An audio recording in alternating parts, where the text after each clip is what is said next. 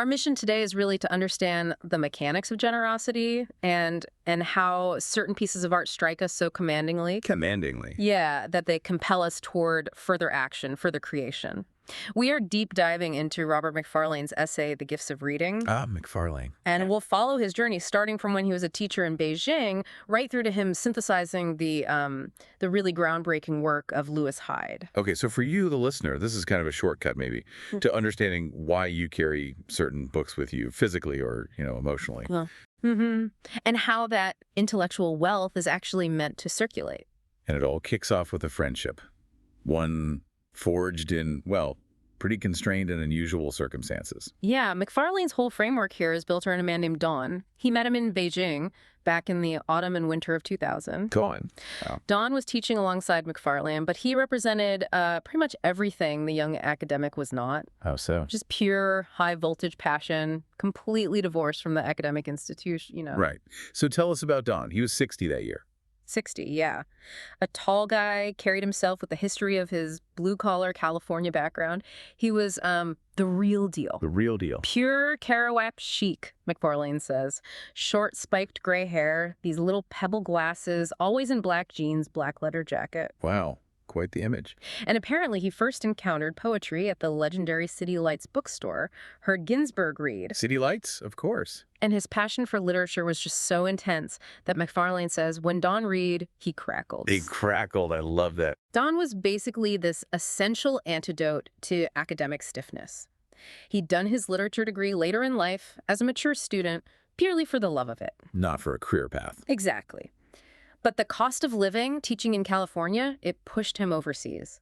Beijing offered accommodation with the job, so it became his sanctuary. That's important context, isn't it? He wasn't just outside the academic mainstream. No, he was also outside the immediate grasp of the Western market economy.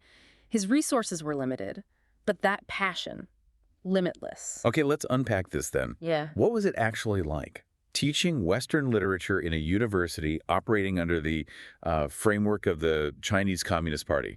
That sounds like a philosophical minefield, maybe even political. Oh, it was incredibly difficult. Yeah. Because literature wasn't taught as, an aesthetic thing. It was purely functional. Functional hell. Well, the mandatory text was this book they nicknamed the Big Red Book. Catchy. Yeah, a fat, crimson-jacketed anthology. And it framed literary history entirely according to the priorities of the CCP. Right.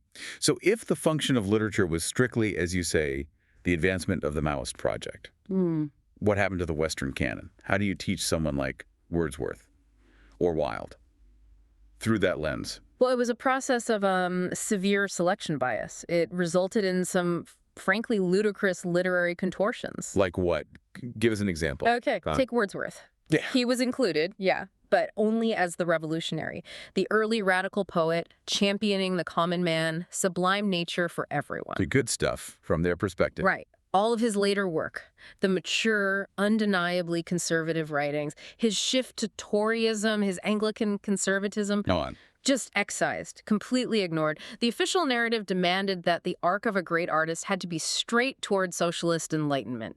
No room for, philosophical complexity or changing your mind. That's fascinating. You essentially teach a chopped up version of the artist, separating the political usefulness from the actual whole person and their work. Precisely. And the exact same thing happened with Oscar Wilde. He made the cut. I'm surprised. He did, but only as a fierce critic of economic inequality, a champion of socialist principles. Okay. But the aesthete, the guy who believed in art for art's sake, the champion of decadence, style, beauty, just for its own sake. Totally suppressed. Completely. That whole idea, art existing for its own gratuitous purpose, was seen as dangerous, counter-revolutionary even. And wasn't there a poem by Thomas Hood that was considered really important? Oh, absolutely. The crowning example of this functional approach, Hood's The Song of the Shirt. About the seamstresses. Yeah, a devastating critique of sweated labor exploitation in Victorian London. In the anthology, it was basically presented as the most important Victorian poem. Wow. More important than Tennyson or Browning. In that context, yes, and that choice tells you everything about the curriculum's aims. It wasn't included for lyrical quality, although it has that. It was the message. It was the potent social justice message, illustrating the brutal consequences of capitalism. Immediate, undeniable, fit the narrative perfectly. And who got left out? Well, Macfarlane notes Ezra Pound didn't make the cut for obvious reasons.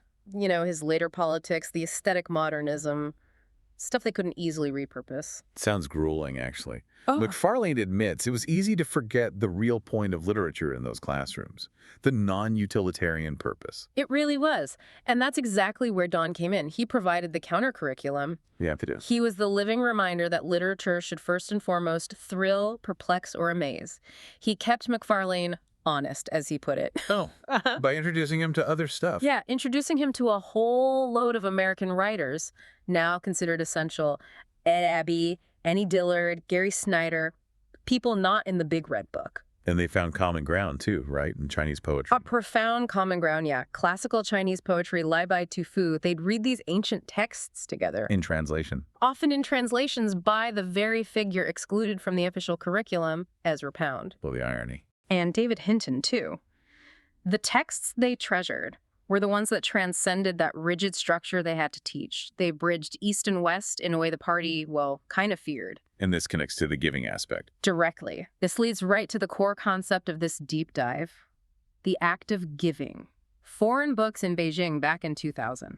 Incredibly hard to find. Expensive. Prohibitively expensive.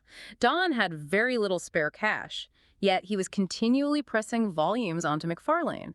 Books like Ferlinghetti's A Coney Island of the Mind. And he wasn't just lending them, was he? The instruction was specific. Absolutely not loans. The command was clear. Have it, he told me. You'll love it. You need to read it. You keep it. Wow. No expectation of return, just you need this. Exactly. A mandate based on perceived intellectual or emotional necessity. That command is the essence of the gift economy. An act of pure generosity based on personal conviction. It's a powerful illustration. True gifts given without strings, solely for the benefit, the potential transformation of the receiver. This whole intense relationship between literature and life, it gets crystallized in that terrifying story about Don being mugged. Yeah, that's a really stark anecdote. One day, he was found badly injured. In an alley, half-brick next to him, wallet gone, lying in his own blood. Just awful. Macfarlane rushed to the hospital. And Don was a mess. Head shaved, bandaged, iodine stains. But what's really striking is his request. The first thing he asks Macfarlane, smiling through the pain, there's a book open by his bedside. What did he ask? He asks Macfarlane to read Gary Snyder's poem Rip Rap out loud. Rip Rap. The poem about laying stones. Structure, foundation. Lay down these words before your mind like rocks. Place solid by hands. That exact one. It's a staggering moment, isn't it? Psychologically, he wasn't asking for, light distraction or some sentimental comfort read. No, he wanted solidity. Structure. But exactly. When chaos and violence symbolized by that half-brick shatter your physical world, Don instinctively turns to poetry that's tough, constructed, built to last. He needed riprap, the actual stones used to reinforce slopes against erosion. To fortify his mind against collapse. It's just incredible. What's fascinating there is how literature functions as healing. Foundational strength right after trauma. The gift of literature isn't just decoration, it's vital for, mental reconstruction. It absolutely confirms Macfarlane's later thesis. The books that truly resonate are those that speak commandingly to the soul. Don needed the strength Snyder's language offered to cope with that chaos. So the 2 semesters end. Macfarlane goes back to Cambridge for his PhD. They keep in touch, letters, airmail. But the contrast hit him hard. Right. Immediately unsettling, he writes. He missed that high-voltage energy from Beijing, Don's passion. Cambridge seminar rooms felt prim and flat. The academy felt rigid, self-contained, compared to the kind of necessary intellectual life he just left. Yeah, and this tension really peaked when Don came to visit Cambridge the following summer. The visit. Macfarlane was anxious, stressed about the PhD. Totally locked into the crushing time pressures of the doctorate. And Don just wanted to soak up Cambridge. Walking, talking, exploring those amazing hidden bookshops like G. David's The Haunted Bookshop. That's a perfect picture of the conflict, isn't it? Between the market economy and the gift economy right there in Macfarlane's life. Absolutely. Macfarlane felt totally obligated to the market. His career survival depended on tracking down obscure 1860s texts in the university library.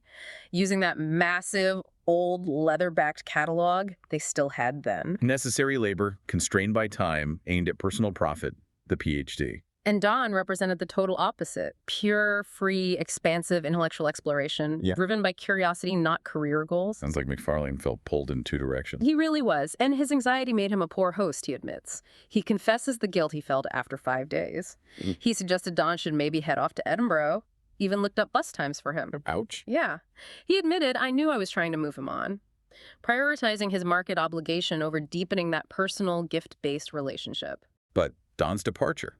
Yeah. It wasn't angry, was it? It was quiet, but powerful. Very. He left early on the 7th morning, before Macfarlane woke up, left behind not words, but gifts. The farewell trilogy. That's it. A wrapped copy of Gary Snyder's Mountains and Rivers Without End, a CD of West Coast jazz, and then, on Macfarlane's desk, the most important one. Patrick Leigh Fermor's A Time of Gifts. A Time of Gifts.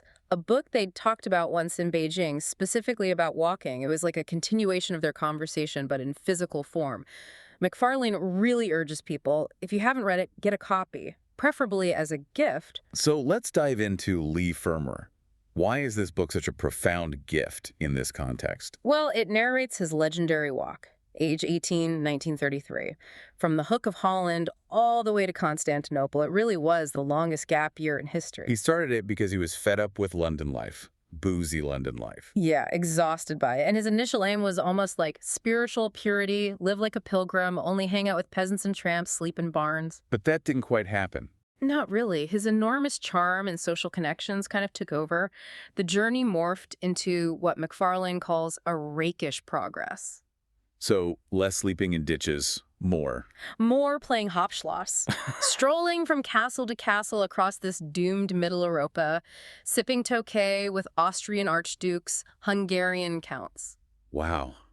He was capturing scenes from a world about to disappear, a privileged social snow globe, just before World War II shattered it. Exactly. And Macfarlane points out the book itself is just rich with generosity. The first big gift is the gift of time. Time. How so? Leader Fermor didn't publish A Time of Gifts until 1977, 44 years after the journey began. 44 years. That's a long time to reflect. And that time lag is crucial. It's why the book is so profound. It blends the joyful wonder of youth, the raw experience of being 18, with the wisdom and perspective of later age. The narrative voice has this richness that only decades of thinking and reading can give. And the style. Macfarlane describes it as ornate, profusely tendrilled. Yeah, it's incredibly rich prose, connecting words, cultures, paths with such abundance. It feels like an offering in itself. You feel passionately, perhaps even at times oppressively hosted. Hosted? Like he's forcing you to accept everything. In a way, yeah. Urging you to receive every detail, every little etymological quirk, every historical link. It's gratuitous, but Macfarlane means that in the best way. Given free of charge, without strict necessity. The style itself reflects the gift economy, overflowing, abundant, generous. And the journey itself was set in motion by a gift too, wasn't it, from his mother? Yes. His mother, an enormous reader, gave him the first volume of the Loeb Horace, inscribed with a bit of Petronius. Leave thy home, O youth, and seek out alien shores. Yield not to misfortune. The far-off Danube shall know thee. That inscription acted as permission, a mandate, a powerful farewell from parent to child. And Macfarlane's response to getting A Time of Gifts from Don was equally physical, wasn't it? He felt it. In my feet. It spoke to my souls. That's what he said. It brought on that German feeling, Sehnsucht. Ugh, Sehnsucht. Which is so much more than just wanderlust, isn't it? It's that deep yearning, that wistful longing for something unknown, a place, a state you can't quite name. And the book's rhythm contributes to that. Definitely. The rhythm of the walk, exertion, encounter, rest, food, sleep, repeat it, the sort of rocks the reader into feelings of happiness and invulnerability. You read it and think, I could do this. And Macfarlane did do something like it. The gift directly inspired a journey years later, December 2007, back in Beijing. Right. And this time, the need for escape was, well, urgent. Why? What was Beijing like then?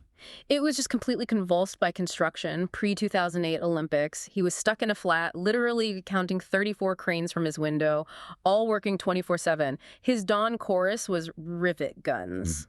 And the smog. Notorious anyway, but now thickened with cement dust, biting your throats, stinging your eyes. He said when the snow fell, it felt gray. So he's trapped in this hyper-functional, market-driven reality. Reading Leigh Fermor and dreaming of Saints, yearning for clean air, open space.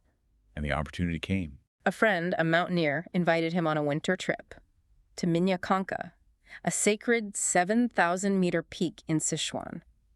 The timing, catalyzed by the book, was just perfect. And he took the book with him. He carried Dawn's gift, a time of gifts, throughout the whole journey.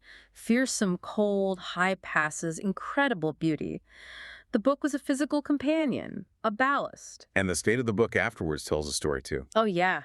He brought it back, corners knackered from weeks in the rucksack and pannier, grains of river beach sand stuck in the gutters, a dried Himalayan oak leaf tucked inside. So the book became part of the journey, not just a pristine object anymore. Exactly. A working artifact of transformation. It stopped being just a commodity and became part of the landscape, part of the experience. And that experience, that gift, kept circulating. It shaped his own writing. It directly shaped his book, The Old Ways. The journey inspired by Dawn's gift generated new material. It perfectly illustrates Hyde's idea that the awakened imagination is procreative. It creates more. That cycle. Yeah. Reading to walking to writing. That's the mechanism Lewis Hyde talked about. Precisely. The exact mechanism Hyde explored in his foundational work. Oh, here's where it gets really interesting for me. How does this very personal story, this intensely felt gift, move from Macfarlane's anecdote to something bigger, a social, theoretical framework? Right, and that's where we bring in Lewis Hyde's 1983 book, The Gift. It provides that crucial conceptual structure. The gift. Okay, what's the core idea? Hyde presents this beautiful double proposition. First, great art offers us images by which to imagine our lives. It expands our possibilities. Okay, it gives us new ways to see ourselves. And second, once that imagination is awakened, it enables us to give more than we were given, say more than we had to say. So art doesn't just sit there. It makes us capable of more, and that enrichment demands to be passed on. Gifts have to keep moving. Exactly. And to make this clear, Hyde sets up this powerful contract between two kinds of property and the two economies they operate in. This is where the analysis gets really interesting. Okay, let's define those clearly. First, the commodity and its market economy. What's that about? Okay, the commodity. It's acquired through purchase, right? And its whole purpose is self-profit. You hoard it, you save it, you resell it for gain. And the market economy. It circulates in the market economy where relationships are mostly impersonal. You don't need to know the seller, just that the money's good. Value in this system accrues to the individual by saving, maximizing your personal wealth. The market thrives on scarcity and quantifiable value. 10 pounds is 10 pounds. Right, and the gift is completely different. Totally different rules. The gift must be kept moving. Its aim isn't self-profit, it's profiting the other, fostering connection. And it circulates in the gift economy. Yes, where relations are intensely personal. Value doesn't stick to the object itself or even the individual giver. It accrues between people, it strengthens the social bond. This economy relies on abundance, trust. You can't hoard a true gift that kills its spirit. Hyde says gifts possess an erotic life. What does he mean by eros there? It sounds a bit... Yeah, it can sound that way, but he's using eros in the classical sense. Think attraction, union, mutual involvement, and significantly, procreation. Okay, so not just romantic love. No, a commodity is inert. You buy it, it sits there. But a gift carries a charge. It creates a connection, a relationship between giver and receiver. And that energy compels the receiver to act upon the world, to pass the gift onward in a new form. Like Macfarlane being inspired to walk, then write. Exactly. That's the difference between just buying a book commodity and being transformed by a book gift. But Macfarlane notes Hyde gets criticized for this, right? Especially by economists. They find it intolerably fey. That's the quote. Yeah, conventional economics struggles with things you can't easily quantify. And there's a valid question. If the goal is large-scale distribution, isn't the market necessary? How does the gift economy scale beyond Macfarlane giving books to his students? Because a publisher printing 1 million copies. That's definitely the market economy. Absolutely. Can't deny that. But Macfarlane makes two good points. First, since Hyde wrote back in '83, the internet has exploded. It offers a model for scalable distribution of digital gifts, open source software, shared knowledge things that circulate globally for community benefit. Okay, that's a fair point. And the second? Second, Hyde isn't necessarily prescribing a replacement system for everything. He's describing a profound mechanism that underlies human exchange, something that exists alongside or within the market structure. It's about the spirit of the exchange. Which might explain why Hyde's evidence is such a mixed bag. Macfarlane calls it a hell of a gumbo. Right. Everything from superhero underwear and folktales to Ezra Pound and weird stories about trading babies for Corvettes. He's looking for that universal human instinct towards reciprocal binding exchange wherever it pops up. But for Macfarlane, the really compelling part is It's the unique power of the gift that, when it comes, speaks commandingly to the soul and irresistibly moves us. That specific, transformative power. the power to transform, heal, inspire. And he says this commanding gift has almost always been a printed book. Which brings us back to that question. Content clearly matters. Not all books transform us. Some just give you paper cuts, like he jokes about John Prescott's biography, Presso. Huh. So what makes certain books commanding? It can't just be good writing. It seems to be about this perfect alignment and personal intent, which is inherently non-scalable, right? A commanding book isn't just well-written. It's the right text delivered with the right intent at the right time for that specific person. Like Leigh Fermor from Macfarlane in Cambridge. Exactly. He wasn't ready for it in Beijing, maybe. But in Cambridge, anxious, feeling constrained by academia, that book offered the exact dose of expansive freedom he desperately needed. The book has to speak directly to a need, a yearning the receiver might not even consciously know they have. So having been on the receiving end of these amazing gifts from Don, Macfarlane felt an obligation, didn't he? To pass it on, to start his own generosity cascade. That's the procreative nature of the gift kicking in. Macfarlane becomes committed to giving away as many books as he can. He sets up his own personal circulation system. Mostly hard copies, he emphasizes. The physical object matters. Yeah, the tactile nature of the gift. He describes this ritualistic giving books for birthdays, Christmas presents, but also within his teaching. That thing with his students, inviting them to his room. Yeah, once or twice a year, invites them in. There are dozens of books piled on the floor and tells them, take 2 or 3 each. He notes their pleasure, but also their disbelief. They're free. It's an explicit way to bypass the market, right? To transfer cultural capital, remembering how precious books were to him as a student. Precisely. And this gift cascade even extended beyond the living, when his friend Roger Deacon died. The Nature Writer, Waterlog, Wildwood, amazing books. That's him. Macfarlane inherited about 200 books from Deacon's working library. Wow, what did he do with them? This is a perfect example of the gift moving through generations. He didn't just hoard them, he became a kind of curator and distributor.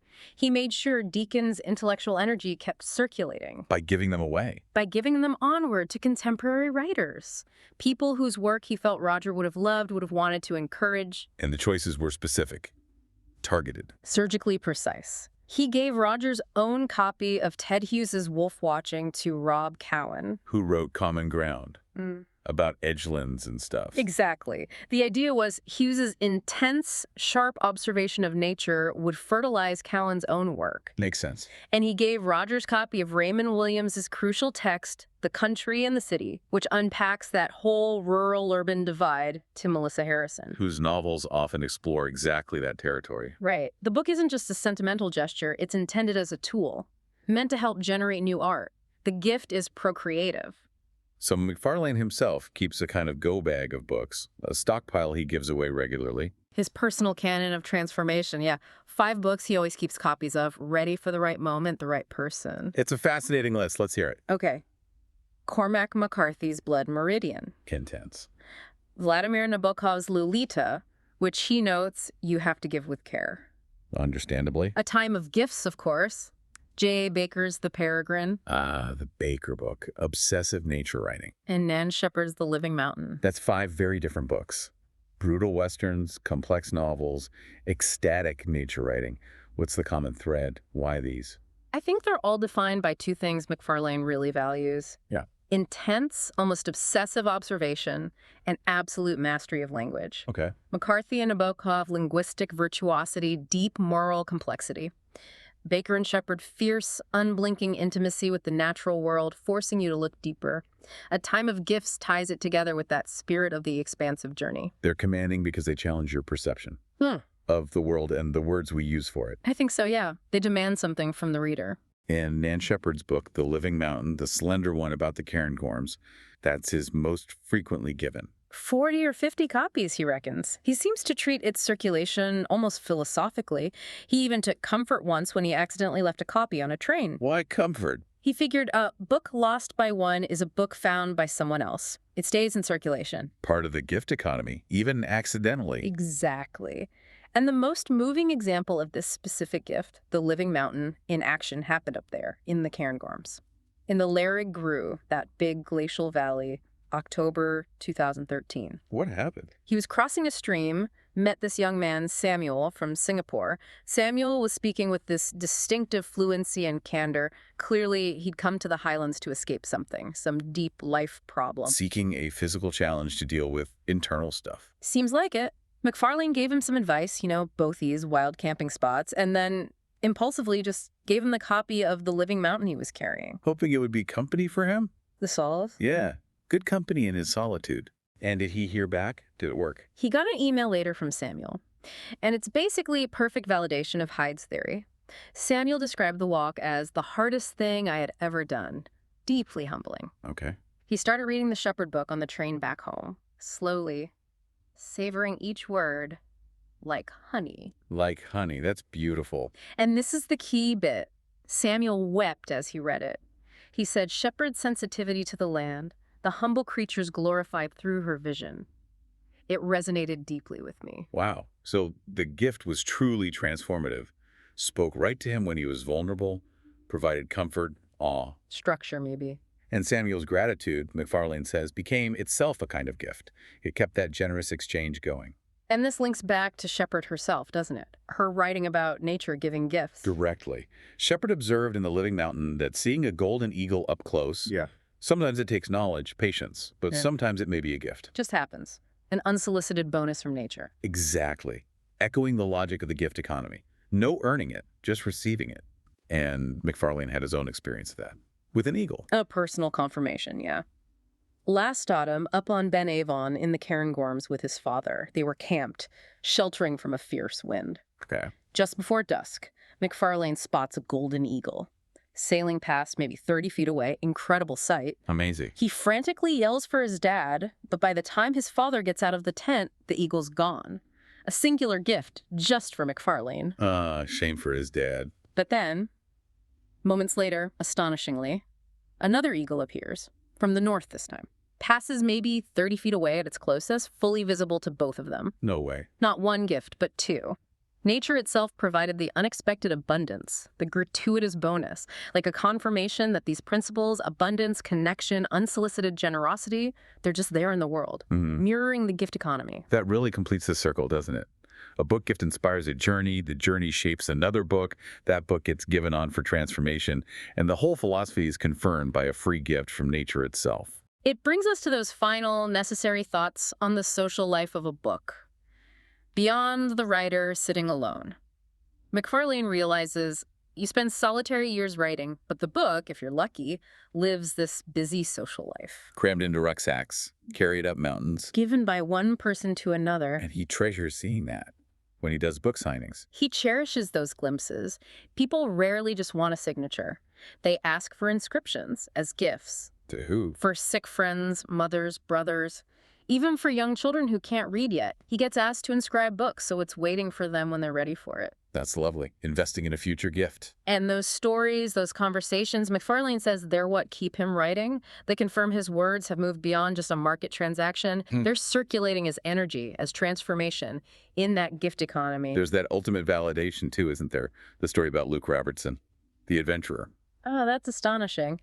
As Macfarlane was writing this essay, back in 2015, Robertson, a young Scot, was attempting a solo, unsupported sledge haul to the South Pole, 730 miles. Solo, unsupported. That's incredibly tough. He was pulling a sledge weighing 17 stone, in temperatures down to minus 50 Celsius.